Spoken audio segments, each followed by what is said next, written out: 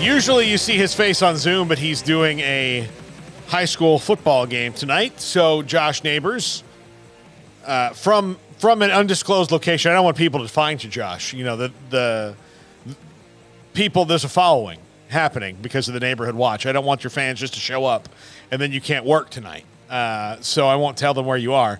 But this is a crazy week in college football coming up with Texas and Bama, Oregon and Texas Tech, Baylor and Utah, A&M and Miami, what Colorado and Nebraska, like all these great games, especially coming off the last week. First of all, your thoughts on week one and some of the shaking out we saw, like Colorado big win, FSU big win, Clemson really embarrassing loss because Dabo Swinney can't get out of his own way. Yeah, congratulations, Paul, on your Florida State and Seminoles. I mean, that was an unbelievable effort from them. I mean, I think it's almost lost on us the fact that it was 17-14 at halftime, right? Mm-hmm. That is kind of something I think we've already forgotten about. And I mean, I was wondering, hey, Mike Norvell, like, is this actually the truth? And look, I always look at that blue chip ratio, but Elliott has every single year, and I don't believe Florida State was on it this year, unless I totally missed them on it. But They've done a great job with the transfers they've gotten this year. And that was, I mean, just unbelievable job by him. And you spin it to Monday night, like at 24 hours later. And I don't know. I know it's overreaction, but I don't know how you don't say that there's a shifting of the guard in the ACC, because you think about how we've been calling out these issues for Clemson for a long time. The fact that the defensive line's been a big strength for them. The fact that they've had great wide receivers, but that seems to have dried up a little bit. And despite who their quarterbacks are, it hasn't really seemed to matter. They can't spin the ball down the field anymore. And so I think there is a massive power dynamic shifting in the ACC right before our very eyes. That Clemson run could be over. And they have great players, great resources, but that could be changing. And then obviously you mentioned in the Big 12. I had some people saying, "Oh, it was still a good week for the Big 12." No, it was not. I mean, 4 of the hateful 8, as we have called them, the 8 remaining Big 12 schools that will be in the new version of the league go down. West Virginia was expected, but you had TCU 20 to 21 point favorite, depending on where you looked. Baylor, somewhere in the neighborhood of a 4 touchdown favorite. They lose. And Texas Tech blows a 17 point lead, and they end up losing on the road to Wyoming and Laramie. So, a lot. I mean, those schools we're looking at, the TCU, because they keep the momentum, and then obviously Texas Tech, and they capitalize on the momentum, and then Baylor, can they get the momentum back with the program? A lot of questions, more questions than answers for those teams coming out of week one. Yeah, there really are. And for TCU, look, I think part of it was they caught the buzzsaw that was Deion right out of the box, and there's nobody more prepared to deal with a hype train, especially one that he helped create. I remember hearing all these things all summer long of Deion Sanders going, "Y'all don't know who we have coming. Y'all don't know." And I was like, well, I kind of do, right? I mean, like, they're transfers from other places. We've heard of them. We've seen a lot of these guys play, but man, I can say, yes, Deion, you were right. I did not know. I mean, that was a coaching mismatch. There was one-way traffic, and I think that was the very impressive part of it, was the fact that his team was so prepared. And look, it was interesting because that Joe Gillespie defense should not have had that many problems against the veer and shoot offense, because guess what? They drill against it in practice. I mean, I was surprised about that, but that was a fantastic offensive game plan. They knew to take what TC would give them in the early season, tackling things like that. They're not at the top level, but not refined, especially trying to tackle those guys in space. Shedeur Sanders, you can say what you want about the arm strength, because I'm not sure it's totally there, but that guy was computing at a high level. That guy was executing at a high level, not doing anything crazy challenging, right? And he had a couple deep balls, one miss, one drop potentially, but the game plan was great. And I know their defense wasn't fantastic, but the fact they actually got some stops, and Travis Hunter having him with the red zone, the big red zone pick, obviously was great. But that last drive, like causing that pressure up the middle, making Chandler Morris make the decision to toss the ball to Wiley in the flat, and they get him down. I mean, no tackles for loss and no sacks, and you still get the big critical stops. Like, that is fantastic coaching. They were so well prepared.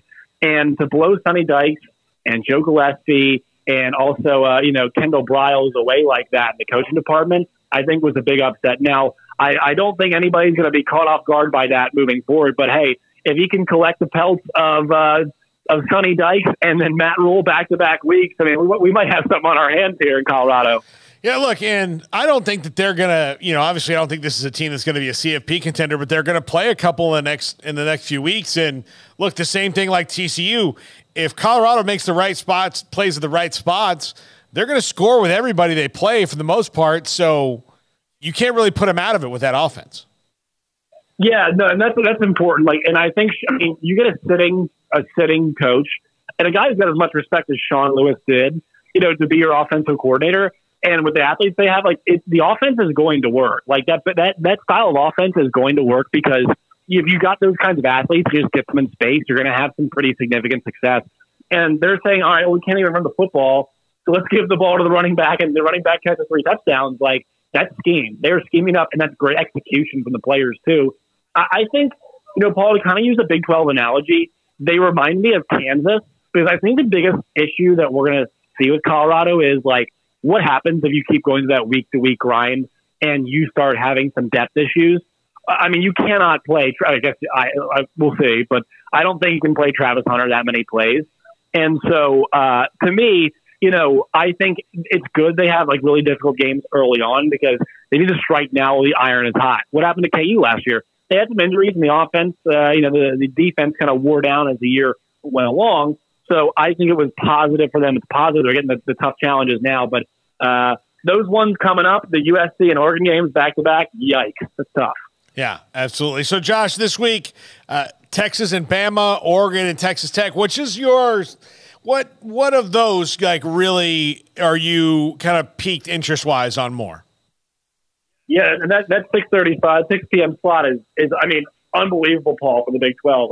We only have, not only those games, let's see if Cincinnati on the CW, right? CW kickoff for football. Let's see if that might be a little something there. If we doubted them, let's see if Emory Jones, it might be a little bit better of a player than we expected. Also, you have that game happening, at that point of the day, but going up against that Texas game as well, the Oregon game happening there, and then UCF goes to Boise State. Boise State takes it on the chin against Washington last week, but that still might be a pretty good team and a pretty decent, outfit there. And they don't lose a lot of home games in non-conference, especially too at home. And Oklahoma State went there and beat them a few years ago, but they got lucky with some calls.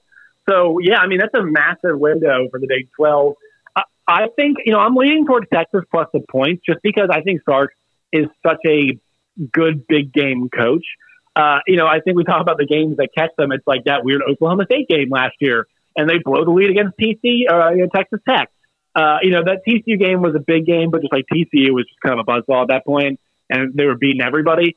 And so the games along the way trip them up. The big games really don't. The Oklahoma game, my God, it was one-way traffic. So I think that is interested in is another big game situation because they're going up against a good defense, obviously, but they've got guys all over the field who can make plays. JT Sanders, Isaiah Mayor, Xavier Worthy, if he doesn't have the drop issue. Quinn Ewers, I think we're going to keep seeing an evolution. People forget how few games he's actually played as a starting quarterback at this level, and he's getting older, and guys get older and more mature, especially a guy with that level of talent. So that's obviously on the marquee. And then Texas Tech, you mentioned them too. I do not think this game's going to go well for them. The more and more I think about it, to start the week, I felt like Texas Tech was more likely than Baylor to get kind of the upset win.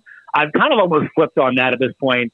I think the early start might help Baylor catch Utah a little bit. The last time we saw Texas Tech in a massive game under the lights was like that Patrick Mahomes honoring game. They did have that Oklahoma game, which was a shootout at the end of last year, but that Patrick Mahomes night was such a big deal, and they fell flat. And then last week, they came out of the gate so hot, they fell flat. There are opportunities for Oregon to take advantage big time. And, Bo Nix, he has looked extremely, extremely good against the quality of competition that he's gone up against.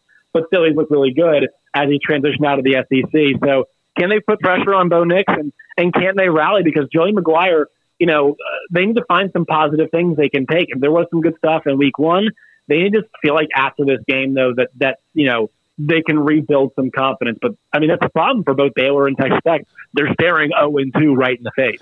I would think the advantage for Baylor is that the, stud quarterback from the Pac-12 that Utah wants to have out there is not going to be. And then for Tech, you just, they got to face Bo Nix. I mean, so that's where maybe it flips for me. Josh, I'll tell you, I just have a hard time seeing Baylor fixing their issues in a week when a team that's as fundamentally sound as Utah is the one that you're going to play. Yeah, right. But the thing is about Baylor, like, we've actually seen them have a couple moments they've rallied up front. You know what I mean? Like, the performances have improved sometimes on a week-to-week basis. That's an issue. It's the inconsistency. We see an unbelievable effort against the TCU team last year. and they didn't close the deal out, but like that TCU team just had something special. And I thought Baylor played a really strong game. And you can question Dave Aranda's game management and not being, kind of going for the kill in that game against TCU last year. But yeah, I mean, last week, like that is not a Power 5 secondary. It looks like at this point in time, or at least they're not playing at that level. I mean, the way TJ Finley had success against them was really surprising. And I thought Blake Shapen looked good, but like you think if Baylor's offense looks good and your quarterback looks good, you should take care of business. And they didn't. And they were down. I mean, they were down like multiple scores for most of the game.